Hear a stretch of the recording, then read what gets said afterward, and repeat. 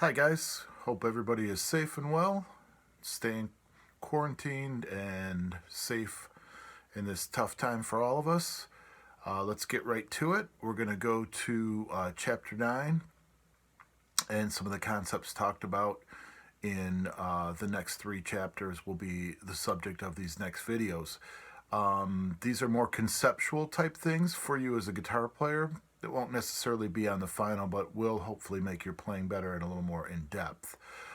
So in the introduction of chapter 9, it's called Converting Songs to Charts. And there is an introduction of the type of music that a guitar player might see. What we've been looking at so far in the book, Hal Leonard book, and in the Disler book, some of the examples have been lead sheets. And a lead sheet is just a way of describing a piece of music that is written with a melody, the vocal part for the singer, and then chords or harmonies written above the music. So piano players, guitar players, bass players could all use these lead sheets to accompany a singer or somebody playing the melody. And there is also another type of score described that is called a piano vocal guitar score. I'm going to put a little example up. This is something pretty typical that you might see, this Hush Little Baby.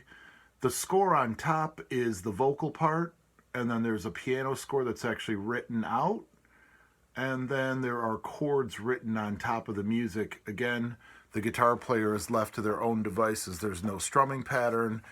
This is why it's crucial to understand what the building blocks are here. And those are the 3 elements of a simple chord chart that we talked about in previous videos. Those 3 elements are the time signature, so I know how many beats are in a group, and I can make different patterns and rhythms around that number of beats, or just strum quarter notes to get started on any piece of music. So the time signature is very significant in how I'm going to group the beats. And then what chord do I play, so the actual harmony, and then measure lines. And measure lines are going to dictate how long I play the chord for. Is the chord 1 measure long, 2 measures long, 3 measures long? And we said it's important to understand if a new chord is not given and the next chord is blank above the music or in my simple chord chart, then I continue to play the same harmony. So again, I ask you to have those PDFs handy. You might want to pause and grab the Chapter 9 PDFs and take a look at page 53. He's got the whole world in his hands, where there is a simple chord chart made on the piece based on the lead sheet. And right underneath it is the simple chord chart. So they've taken the elements of 4/4 time. They've written in the first chord A, and it goes for 3 measures before the E7 chord. The E7 chord lasts for 2 beats. Then A comes back for 2 beats, and then it's 1 beat of E7 and 1 beat of A, with a double bar at the end showing the end of the piece. Remember, a double bar or a repeat sign is very important in music.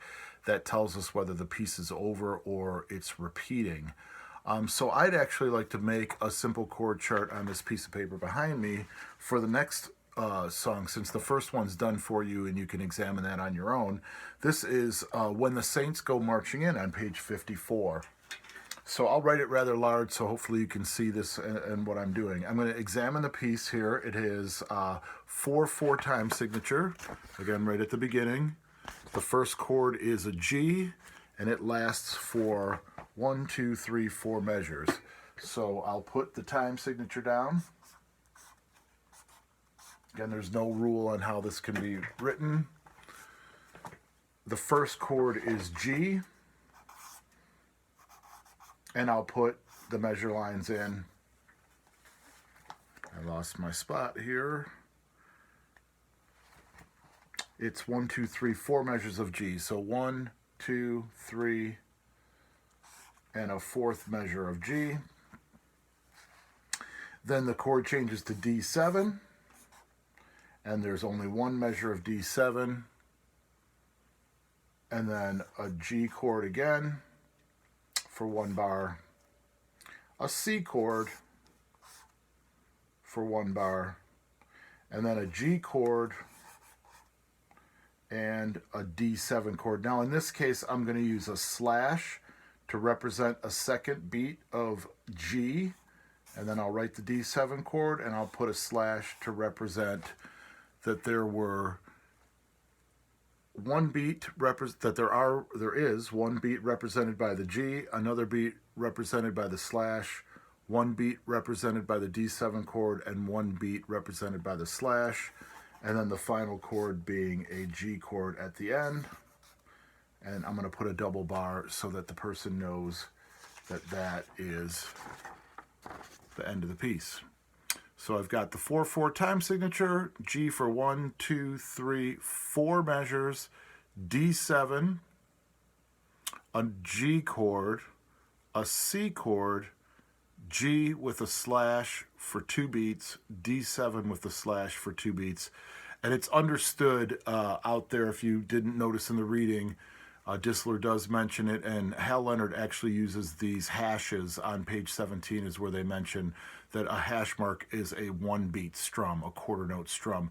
So this is actually a good way to tell a guitar, bass player, or piano player that these chords last for 2 beats before they change.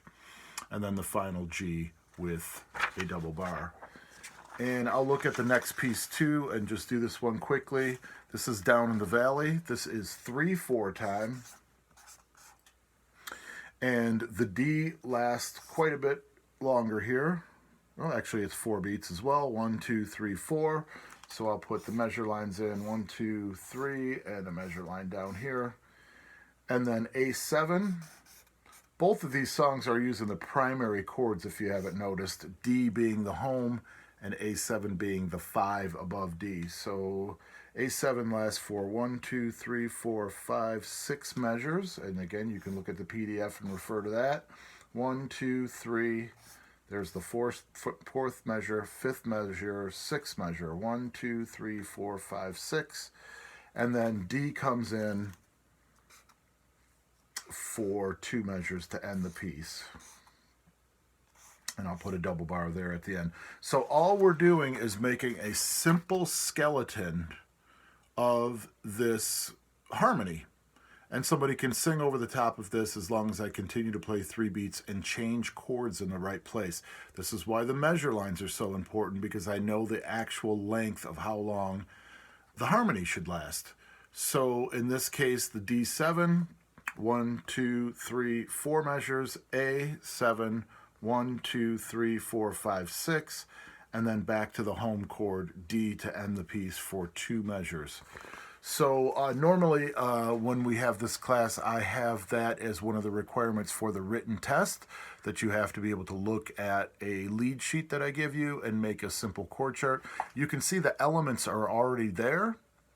It's just a shorthand. You don't have to come up with anything new. You're actually just copying information off of the page. But we also said this is a great way to learn songs off of a recording and sketch down the skeleton of the song, or if you're composing something or trying to learn a song with a band, you can use these simple chord charts as a shorthand and learn the song in a very skeletal or outline form using the harmony. So that's it for this video. Again, simple chord charts. I did 2 of them in Chapter 9. I believe there's one more, the Wabash Cannonball, left, and I'll mention the strum patterns in the next video that are at the bottom of the page. Thank you.